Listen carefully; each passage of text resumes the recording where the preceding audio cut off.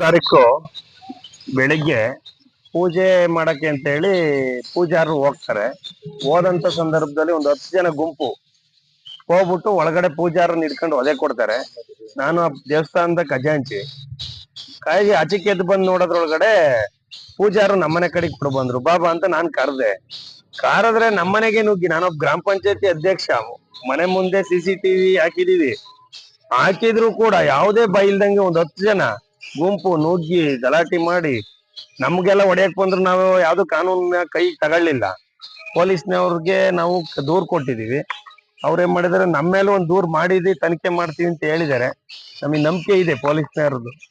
ಇವತ್ತು ಮನೆ ನುಗ್ಗಿ ಈ ರೀತಿ ಮಾಡ್ತಾರೆ ಅಂದ್ರೆ ಊರಲ್ಲಿ ವಾಸ ಮಾಡೋದೇ ಕಷ್ಟ ಐತಿ. ನಾನು ಜನಪ್ರತಿನಿಧಿನೇ ಊರಿಗೆ ಹೋಗೋದೋ ಬೇಡವ ಅನ್ನೋ ತೀರ್ಮಾನಕ್ಕೆ ಬಂದಿದೀವಿ. ಇದಕ್ಕೆ ಯಾರಿಗೆ ಹೇಳೋದು ಅಂತ ನಮ್ಗೆ ಅರ್ಥ ಆಗ್ತಾ ಇಲ್ಲ. ಈ ರೀತಿ ಆದ್ರೆ ಹೆಂಗೆ ಜೀವನ ಮಾಡೋದು ಊರಲ್ಲಿ?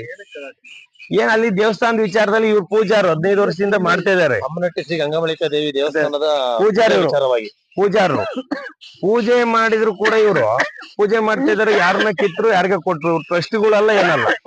ಆಮೇಲೆ ದೇವ್ರನ್ನ ಕದ್ದೇ ದೇವ್ರು ಹೊಡಿಸ್ಕೊಂಡು ಹೋದ್ರು. ನಾವ್ ಅದಕ್ಕೂ ಸುಮ್ನದು ಗಲಾಟೆ ಆಗುತ್ತೆ ಅಂತ. ಎಲ್ಲಾ ರೀತಿನಲ್ಲೂ ನಾವು ಇದೇ ರೀತಿ ಸುಮ್ನಿರ್ಬಾರ್ದೀಗ ಅಂತ ಹೇಳ್ಬಿಟ್ಟು ನಾವೊಂದು ದೂರ್ ಪೂಜಾರ್ ಹೋಗಿ ಮತ್ತೆ ಪೂಜೆ ಮಾಡಕ್ ಹೋದಾಗ ಅವತ್ತೊಂದು ದಿನ ನೋಡಿದ್ರು ಅದು ಒಂದು ದೂರ ಆಯ್ತು. ಈಗ ಮತ್ತೆ ನೆನ್ನೆ ಹೋಗಿ ಪೂಜೆ ಒಳಗಡೆ ಪೂಜೆ ಮಾಡಕ್ ಹೋದ್ರೆ ಒಳಗಡೆಯಿಂದ ಎಳ್ಕೊಂಬಂದು ಹೊಡಿತಾರೆ ಅಂದ್ರೆ ಇವ್ರು ಏನದು ಅರ್ಥ? ಅಲ್ಲೇ ಮಾಡಿರೋನು ಅವನು ಮಾಳಪ್ಪ ಅಂತ ಹೇಳಿ ಅವನ ಹೆಸರು. ಇನ್ನೊಬ್ಬ ಮಧು, ಮಾಳಪ್ಪ ಮಧು ಅಂತ ಅಲಿಯಾಸು. ಚಿತ್ತಪ್ಪ ಅಂತ ಹೇಳಿ ಈಗ ಪೂಜೆ ಮಾಡ್ತಿರಲ್ಲ ಅವನು. ಆಮೇಲೆ ಚಂದ್ರಶೇಖರ ಅನ್ನನು, ಗಂಗಾಧರ ಅನ್ನರು, ಇದ್ರೆ ಒಂದ ಬಸವರಾಜು ಅಂತ. ಅವ್ನು ಬಸವರಾಜು ಅನ್ನೊಂದು ಅಯ್ಯೋ ದುಂಡಿನೇ ತಾಂಬತ್ತಾನೆ. ಅದು ವಿಡಿಯೋ ನೋಡಿ ಸ್ವಾಮಿ. ಅವನು ನಮ್ಮೂರನೇ. ಅವನು ದುಂಡಿ ತಗೊಂಬತ್ತಾನೆ. ಇದನ್ನ ಯಾವ ರೀತಿ ಕಂಟ್ರೋಲ್ ಮಾಡೋದು ಅಂತೇಳಿ ನಮ್ಗೆ ಪ್ರಶ್ನೆ ಆಗಿದೆ. ಈಗ ಜನಪ್ರತಿನಿಧಿಗಳೇ ಊರಲ್ಲಿ ಇರಕ್ ಆಗಲ್ಲ ಅಂದ್ರೆ ಸೂಕ್ತ ಕ್ರಮ ತಗೋಬೇಕು. ತಗೊಳ್ಳಿಲ್ಲ ಅಂತಂದ್ರೆ ಊರಲ್ಲಿ ವಾಸ ಮಾಡೋದೇ ಕಷ್ಟ ಆಗುತ್ತೆ. ತಗಂತಾರೆ ಅಂತ ನಂಬಿಕೆ ಇದೆ. ತಗಂತಾರೆ ಈ ಸಲ ಎಲ್ಲ. ಅವರು ಕಾನೂನು ರೀತಿ ಎಲ್ಲ ತಗೊಂಡಿದ್ದಾರೆ. ಈಗ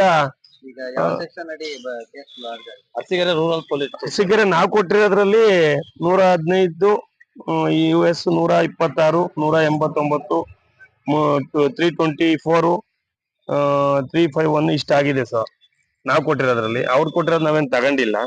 ಈ ರೀತಿ ಆದ್ರೆ ನಾವು ಭಾರಿ ಕಷ್ಟ ಆಗಿದೆ. ಇದು ಊರಲ್ಲಿ ವಾಸ ಮಾಡೋದು ಹೆಂಗೆ ನಂಗಾಗಿದೆ. ಮನೆಗೆ ಅದೇನು ಕ್ಯಾಮ್ರಾ ಗೀಮ್ರಾ ವಿಡಿಯೋ ಏನು ಕೇಳ್ತಲೇ ಇಲ್ಲ ಸರ್. ನೋಡ್ಬಿಡಿ, ನೀವು ನೋಡ್ಬಿಟ್ಟು ಇದನ್ನ ತಗೊಳ್ಳಿ. ನಮ್ಮ ಹುಡುಗರು ಇವರು ಇದ್ರು ಪೂಜಾರರು, ಮಾತಾಡ್ತಾರೆ ಕೇಳಿ. ಸುಮಾರು 20 ವರ್ಷಗಳಿಂದ ಮಾಲಿಂಗಪ್ಪನ ಪೂಜೆ ಮಾಡ್ಕೊಂಡ್ ಬಂದಿರ್ತಾರೆ. ಯಾಕೆಂದ್ರೆ 2012ರಲ್ಲಿ ಗಲಾಟೆ ಆದಂತ ಸಂದರ್ಭದಲ್ಲಿ 2009ರಲ್ಲಿ ಟ್ರಸ್ಟ್ ಆಗ್ತದೆ. ಟ್ರಸ್ಟ್ ಆದಾಗಿಂದಲೂ ಇವರೇ ಪೂಜೆ ಮಾಡ್ಕೊಂಡ್ ಬಂದಿರ್ತಾರೆ. ಪೂಜೆ ಮಾಡ್ಕೊಂಡು ಬಂದಂತ ಸಂದರ್ಭದಲ್ಲಿ ಯಾವ ನಮ್ಮರ ಕೆಲವು ಆಚಾರ ವಿಚಾರ ಬಗ್ಗೆ ಮೂಢನಂಬಿಕೆ ಮೌಢ್ಯತೆ ಕೂಡ ಇರುತ್ತೆ. ಕೆಲವು ದೇವ್ರು ಮುಟ್ಬೇಕು, ಕೆಲವು ದೇವ್ರು ಮುಟ್ಟಬಾರ್ದು ಅನ್ನೋದು ಕೂಡ ಇರುತ್ತೆ. ಅದನ್ನ ಹೋಗ್ಲಾಡಿಸ್ಬೇಕು ಅಂದಂತ ಸಂದರ್ಭದಲ್ಲಿ ನಾವೆಲ್ಲ ಪೂಜೆ ಮಾಡಿ ಅದನ್ನೆಲ್ಲ ಹೋಗ್ಲಾಡಿಸಿ ಎಲ್ಲಾರು ಸಮಾನತೆ ಕೊಡ್ಬೇಕು ಅಂತ ದೇವ್ರು ಮುಟ್ಟಿಸ್ತೀವಿ. ಎಲ್ಲಾರು ಮುಟ್ಬೇಕು ನಾವು ಅಂತ. ಮುಟ್ಸಿದಂತ ಸಂದರ್ಭದಲ್ಲಿ ನಾವೇ ಪೂಜಾರಾಗಿರ್ತೀವಿ, ಇವ್ರು ಮೂಲ ಪೂಜಾರಾಗಿರ್ತಾರೆ. ಅಂತ ಟೈಮ್ ಅಲ್ಲಿ ಯಾರು ಆಕ್ಷೇಪಣೆ ಮಾಡಲ್ಲ. ನೀವ್ ಯಾಕೆ ಪೂಜಾರಾಗಿದ್ರ ಅಂತ ಯಾರು ಆಕ್ಷೇಪಣೆ ಮಾಡಲ್ಲ. ಯಾಕೆ ದೇವ್ರ ಮುಟ್ಟ ಉದ್ದೇಶ ಇರ್ತದೆ, ದೇವ್ರು ಮುಟ್ತಾರೆ. ಮುಟ್ಟೆ ಆದಂತ ಸಂದರ್ಭದಲ್ಲಿ ಈಗ ಎಲ್ಲ ಗ್ರಾಮದವರು ತೀರ್ಮಾನಕ್ಕೆ ಬಂದ್ಬಿಟ್ಟು ಒಂದು ಜಾತ್ರೆ ಮಾಡ್ಬೇಕು, ಒಳ್ಳೆ ರೀತಿಯಿಂದ ಜಾತ್ರೆ ಮಾಡ್ತೀವಿ. ಜಾತ್ರೆ ಮಾಡಿದಂತ ಸಂದರ್ಭದಲ್ಲಿ ಚಿತ್ತಪ್ಪ ದಿನೇಶ್ ಅನ್ನೋರು ಅವ್ರು ಯಾವುದೇ ತರದ ದೇವಸ್ಥಾನ ಬಂದಿರಲ್ಲ 20 ವರ್ಷಗಳಿಂದ. ಜಾತ್ರೆಯಲ್ಲಿ ಬರ್ತಾರೆ. ಬಂದಂತ ಸಂದರ್ಭದಲ್ಲಿ ಎಲ್ಲ ಸೇರಿ ಜಾತ್ರೆ ಮಾಡ್ತೀವಿ. ಜಾತ್ರೆ ಮಾಡಿ ನಮ್ಮರಿಗೆ ನಾವು ಸೈಲೆಂಟ್ ಆಗ್ತೀವಿ, ಎಲ್ಲ ಊರು ಸೇರಿ ಅಂತ. ಬೇರೆ ಬೇರೆ ಊರುಗಳಿಗೆ ಮಾತು ಕೊಡ್ತಾರೆ ದೇವ್ರ ಕಳ್ಸೋ ವಿಚಾರದಲ್ಲಿ. ಮಾತು ಕೊಟ್ಟಂತ ಸಂದರ್ಭದಲ್ಲಿ ಮಾಲಿಂಗಪ್ಪನವ್ರನ್ನ ನೀನು ಅಲ್ಲಿ ದೇವ್ರ ಕುಣಿಯಕ್ ಹೋಗು, ನೀನು ಪೂಜೆ ಮಾಡಕ್ ಚಿತ್ತಪ್ಪ ಇರ್ಲಿ ಅಂತ ತಾತ್ಕಾಲಿಕವಾಗಿ ಇರ್ಲಿ ಅಂತ ಅಂದ್ಬಿಟ್ಟು ಅದನ್ನೇ ಒಂದು ಮುಂದುವರಿಸ್ಕೊಂಡೋಗಿ 20ಕ್ಕೆ ದೇವ್ರು ಹೋದಂತ ಸಂದರ್ಭದಲ್ಲಿ ಎಲ್ಲ ದೇವ್ರ ಹೋಗೋದು ನಿಲ್ಸ್ತಾರೆ. ನಿಲ್ಸಿದಂತ ಸಂದರ್ಭದಲ್ಲಿ ಮಾಲಿಂಗಪ್ಪನವ್ರು ಹೋಗಿ ಪೂಜೆ ಕೀ ಕೊಡು, ನನ್ನ ದೇವಸ್ಥಾನಕ್ಕೆ ಹೋಗ್ಬೇಕು ಅಂತ ಕೇಳ್ತಾರೆ. ಅವಾಗ ನೀನ್ ಯಾವ ಪೂಜಾರಿ ಅಂತ ಅಂದ್ಬಿಟ್ಟು ಅಲ್ಲೇ ಮಾಡ್ತಾರೆ. ಈಗ ಸುಮಾರು 1-1.5 ತಿಂಗಳಿಂದ ಅಲ್ಲೇ ಮಾಡ್ತಾರೆ. ಅಲ್ಲೇ ಮಾಡಿದಂತ ಸಂದರ್ಭದಲ್ಲಿ ತನಿಖಾ ಹಂತದಲ್ಲಿ ಇರುತ್ತೆ ಕೇಸು. ತನಿಖಾ ಹಂತದಲ್ಲಿ ಇದ್ದಂತ ಸಂದರ್ಭದಲ್ಲಿ ಮತ್ತೆ ಇವರು ಮಾಲಿಂಗಪ್ಪನವರು ನಮ್ಮಲ್ಲಿ ಏನಿದೆ ಅಂದ್ರೆ ಪೂಜಾರು ಮನೆಯವರು ಈ ಶುಕ್ರವಾರ ಈ ಒಳ್ಳೆ ಹುಣ್ಣಿಮೆ ಅಮಾಸೆ ದಿನ ಸಂದರ್ಭದಲ್ಲಿ ಏನ್ ಮಾಡ್ತೀವಿ, ಸ್ನಾನ ಮಾಡ್ಕೊಂಡು ದೇವಸ್ಥಾನಗಳಿಗೆ ಹೋಗ್ತೀವಿ ಬರ್ತೀವಿ. ಎಲ್ಲ 25 ಮನೆ ಪೂಜಾರಿ ಇದೀವಿ, ಹೋಗ್ತೀವಿ ಬರ್ತಾ ಇರ್ತೀವಿ. ಆ ಸಂದರ್ಭದಲ್ಲಿ ಮೊನ್ನೆನೂ ಕೂಡ ಇವರು ದೇವಸ್ಥಾನಕ್ಕೆ ಅಂತ ಹೋಗಿದ್ದಾರೆ ಮಡಿ ಉಟ್ಕೊಂಡು. ರಂಗಪ್ಪನವರು ಕೂಡ ಹೋಗಿದ್ದಾರೆ ಪೂಜೆ ಮಾಡ್ಕೊಂಡ್ ಬರ್ಬೇಕು ಒಳಗಡೆ ಅಂತ. ಅಂತ ಸಂದರ್ಭದಲ್ಲಿ ಮಧು ಅಲಿಯಾಸ್ ಮೋದಿ ಮಾಳಪ್ಪ ಅಂತ ಅವನ ಹೆಸರು, ಚಂದ್ರಶೇಖರ, ಬಸವರಾಜ, ಮಾಲಿಂಗಪ್ಪ, ಶಿವಪ್ಪ, ಶಂಕರಪ್ಪ, ಗಂಗಾಧರ, ಗಿರಿಜಮ್ಮ ಇವರೆಲ್ಲ ಏಕಾಏಕಿ ಕಮಿಟಿಗೂ ಅವ್ರಿಗೂ ಸಂಬಂಧ ಇಲ್ಲ. ಸಂಬಂಧ ಇಲ್ಲ. ಏಕಾಏಕಿ ದೇವಸ್ಥಾನದ ಒಳಗಡೆ ನುಗ್ತಾರೆ. ದೇವಸ್ಥಾನದ ಒಳಗಡೆ ನುಗ್ಗಿ ಇವ್ರನ್ನ ಎಳ್ಕೊಂಡ್ ಬರ್ತಾರೆ ಅಂದ್ರೆ ಸಿಸಿ ಕ್ಯಾಮೆರಾ ಇರೋದು ಪರಿಗಣನೆ ತಗೊಳದಲ್ಲೇನೆ ದೇವಸ್ಥಾನ ಒಳಗಡೆಯಿಂದ ಹೊಡ್ಕೊಂಡ್ ಕರ್ಕೊಂಡ್ ಬರ್ತಾರೆ. ಅವ್ರ ಏನಾರು ಆತರ ಕಾನೂನು ಕೈ ಕಣಕ್ ಅಧಿಕಾರ ಕೊಟ್ಟಾರೆ ಅವರಿಗೆ. ಅವ್ರ ಏನಾರು ಆತರ ಇವ್ರು ಪೂಜೆ ಮಾಡಬಾರ್ದು ಅನ್ನೋ ಆಕ್ಷೇಪಣೆ ಇದ್ರೆ ಕಾನೂನು ಪ್ರಕಾರ ಪೊಲೀಸ್ ಸ್ಟೇಷನ್ ಬಂದು ದೂರ್ ಕೊಡ್ಬೇಕಿತ್ತು. ಇವ್ರು ಅತಿಕ್ರಮಣವಾಗಿ ಪೂಜೆ ಮಾಡ್ತಾವ್ರೆ ಅಂತ ಕಾನೂನು ಕೈ ತಗೊಂಡು ಎಳ್ಕೊಂಡ್ ಬರ್ತಾರೆ. ಆಗ ನಾವ್ ಅಲ್ಲೇ ಇರ್ತೀವಿ. ಅಲ್ಲೇ ಇದ್ದಂತ ಸಂದರ್ಭದಲ್ಲಿ ಮಾಲಿಂಗಪ್ಪನ್ ಕರಿತೀವಿ, ಬಾರಪ್ಪ ಕಾನೂನ್ ಇದೆ, ಬಾ ಹೊಡಿಲಿ, ಬಾ ನಲ್ಲ ಕೆಟ್ಟ ಹೊಡೆದ್ರೆ ಏನಾಗಲ್ಲ ಅಂತ ಕರಿತೀವಿ. ಆ ಸಂದರ್ಭದಲ್ಲಿ ನೀವೆಲ್ಲ ಸೇರಿ ಗುಂಪು ಕಟ್ಕೊಂಡು ಅಲ್ಲೇ ಮಾಡ್ತೀರಾ, ನಮ್ಮ ಮೇಲೆ ಮಾಲಿಂಗಪ್ಪನ್ ಎತ್ಕಡ್ತೀರಾ ಅಂದ್ಬಿಟ್ಟು ಅವರೆಲ್ಲ ಸೇರಿ ಅಜ್ಜಪ್ಪನವರಾದ ಗ್ರಾಮ ಪಂಚಾಯತ್ ಅಧ್ಯಕ್ಷ ಅಜ್ಜಪ್ಪನವರಾದ ಮನೆ ಹತ್ರ ಬರ್ತಾರೆ. ನಾವು ಕೂಡ ಯಾರ ಮೇಲೆ ಅಲ್ಲೇ ಮಾಡೋದಿಲ್ಲ, ಅಲ್ಲೇ ಮಾಡಕ್ ಯಾರ ಮೇಲೆ ಹೋಗೋದಿಲ್ಲ, ನಾವೇ ಬಿಡಿಸ್ತೀವಿ. ಬಿಡಿಸಿದ್ರು ಕೂಡ ಗಂಗಾಧರ ಅಲಿಯಾಸ್ ಜಡಿಯಪ್ಪ ಅಂತ ಅವರು ಹೇಳ್ತಾರೆ, ನೋಡಿ ಕ್ಯಾಮ್ರಾದಲ್ಲಿದೆ, ವಿಡಿಯೋ ಮಾಡ್ಕೊಂಡು ಏನ್ ಕಿತ್ಕಂತೀಯ ನೀನು ಅಂತ ಕೇಳ್ತಾನೆ. ಅಂತಂದ್ರೆ ಹೆಂಗಿರ್ಬೋದು? ಕಾನೂನು ಸುವ್ಯವಸ್ಥೆ ಏನಾಗಿದೆ ಅರಸೀಕೆರೆಯಲ್ಲಿ? ಪೊಲೀಸ್ನವ್ರು ಆಕ್ಷನ್ ತಗೋಬೇಕು ಇದ್ರ ಮೇಲೆ. ನಮ್ಮ ಮೇಲೆ ತಪ್ಪಿದ್ರೆ ನಮ್ಮ ಮೇಲೆ ಮೊಕದ್ದಮೆ ಹೊಡ್ಲಿ, ಪರವಾಗಿಲ್ಲ, ಅವ್ರು ವಿಡಿಯೋ ಕೊಡ್ಲಿ, ನಾವು ವಿಡಿಯೋ ಕ್ಲಿಪ್ ಕೊಟ್ಟಿದೀವಿ, ಅದರಂತೆ ಕ್ರಮ ಜರುಗಿಸ್ಬೇಕು. ಇಲ್ಲ ಅಂತ ನಾವು ಅಮ್ಮನಟ್ಟಿಲಿ ವಾಸ ಮಾಡಕ್ಕಾಗಲ್ಲ. ಮುಂದೆ ಏನಾರ ಅವಘಡ ನಡೆದ್ರೆ ಇದಕ್ಕೆ ನೇರ ಹೊಣೆ ಪೊಲೀಸ್ ಇಲಾಖೆ ಆಗಿರುತ್ತೆ. ಬೇಡ ಪೊಲೀಸ್, ಯಾಕಂತಂದ್ರೆ ಪೊಲೀಸ್ನವ್ರು ಕಾನೂನು ಕ್ರಮ ರಕ್ಷಣೆ ಕೊಡ್ಬೇಕು. ನಮ್ಗೆ ರಕ್ಷಣೆ ಕೊಡ್ಲಿಲ್ಲ ನಾವು ಊರಾಗಿರಕ್ ಆಗಲ್ಲ. ಹಂಗಾಗಿ ಪೊಲೀಸ್ನವರು ಇದಕ್ಕೆ ಸೂಕ್ತ ಕ್ರಮ ತಗೊಂಡು ನಮ್ಗೆ ನ್ಯಾಯ ಒದಗಿಸ್ಕೊಡ್ಬೇಕು ಅಂತ ನಾವು ಕಳಕಳಿಯ ಮನವಿ ಮಾಡ್ತೀವಿ. ಉಮೇಶ್ ಅಂತ, ಉಮೇಶ್ ಸನ್ ಆಫ್ ಚಿಕ್ಕಮಾಳಪ್ಪ. ಸ್ಕೂಲ್ ಹೋಗ ಹುಡುಗ ಶಂಕರಪ್ಪ, ಮಧು ನನ್ ಮಗ. ಇವನು ಇದು ಫೋನ್ ಕಿತ್ ಕೆಳಿ ಕೊಡಿರಿ ಅಂತ ಹೇಳ್ತೇನೆ ಸರ್. ಫೋನ್ ಕಿತ್ತು ಕೆಳಿ ಕೊಡಿರಿ, ವಿಡಿಯೋ ಮಾಡ್ತಾವ್ರೆ ಅಂತಾನೆ ಅಂದ್ರೆ ನೋಡಿ ಸರ್, ಮಾಡ ಇಲ್ಲ ವಿಡಿಯೋ ಮಾಡಿ.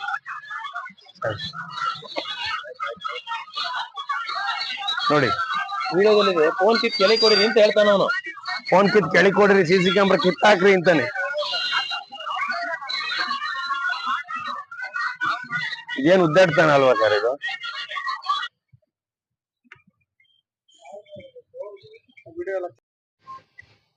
ನನ್ನ ಊರು ಅಮ್ಮನಟ್ಟಿ. ನಾನು ಸಾಮಾಜಿಕ ಹೋರಾಟಗಾರ್ತಿ, ಪತ್ರಕರ್ತೆ, ಮತ್ತೆ ಅಮ್ಮನಟ್ಟಿ ಶ್ರೀ ಗಂಗಾಮಳಿಕಾ ದೇವಿ ಟೆಂಪಲ್ ನ ಆಡಳಿತ ಮಾಡೋ ಧರ್ಮದರ್ಶಿ ಮಗಳು.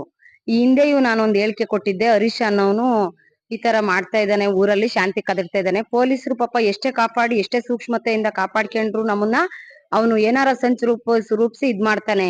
ಅವನ ಉಪಟಳ ತಡೆಯಲಾರದೆ ನಮ್ಮೂರಲ್ಲಿ ಒಂದಷ್ಟು ಪೂಜಾರಿಗಳು, ಆಡಳಿತ ಮಾಡೋರು CCTV ಕ್ಯಾಮ್ರಾ ಹಾಕ್ಸ್ಕೊಂಡಿದೀವಿ.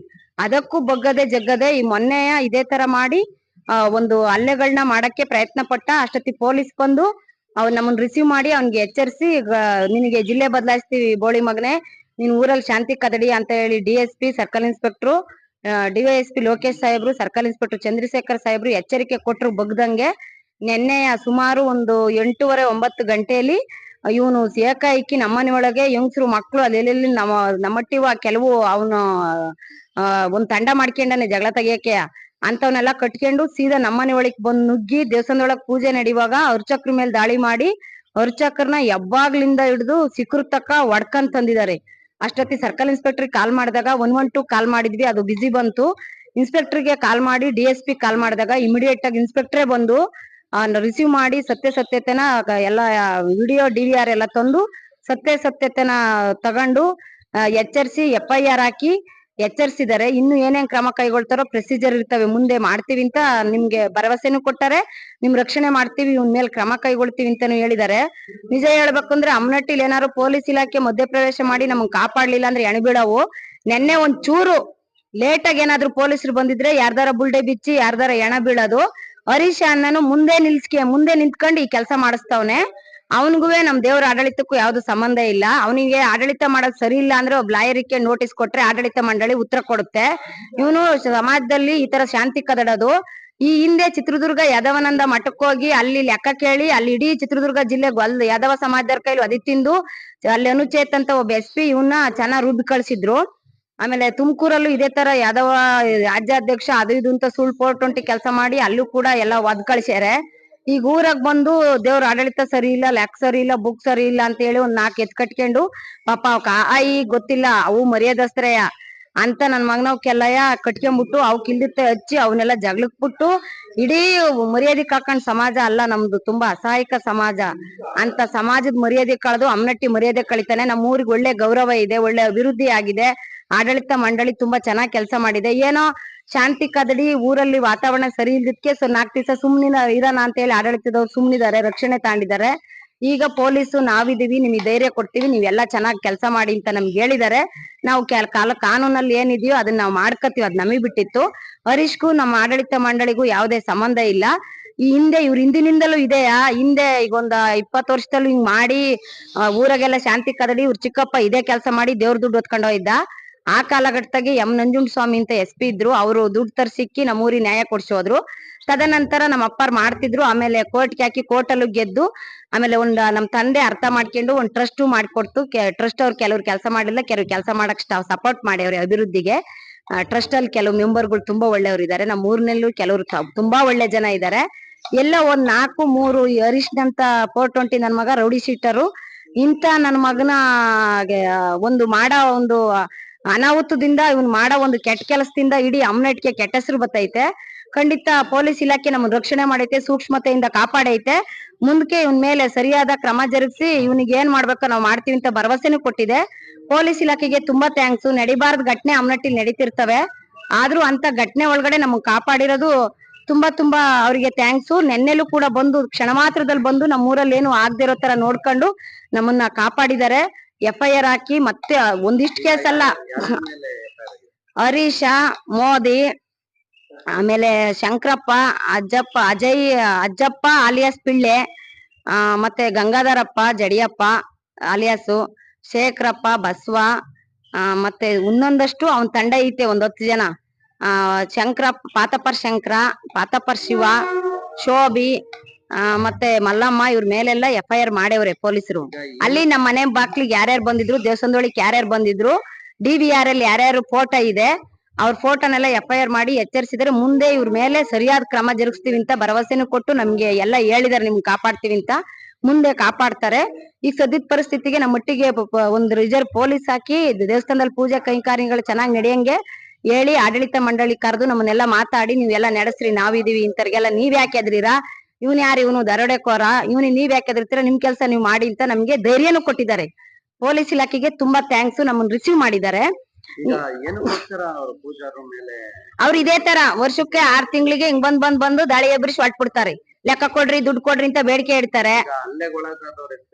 ಅಲ್ಲೇ ಒಳಗಾದವರು ರಂಗಪ್ಪ, ಮಾಲಿಂಗಪ್ಪ, ಪೂಜಾರಿಬ್ರು. ನಮ್ಮನೆ ಬಾಕ್ಲಿ ಬಂದಾರೆ, ಅಷ್ಟೊತ್ತಿ ಪೊಲೀಸ್ ಬಂದೈತೆ. ಪೊಲೀಸ್ ಬಂದ್ ರಿಸೀವ್ ಮಾಡೈತೆ. ವಿಡಿಯೋದಲ್ಲಿ ಎಲ್ಲ ಇದಾರೆ ನೋಡ್ರಿ ಯಾರ್ಯಾರು ಬಂದಾರೆ ಅಂತ.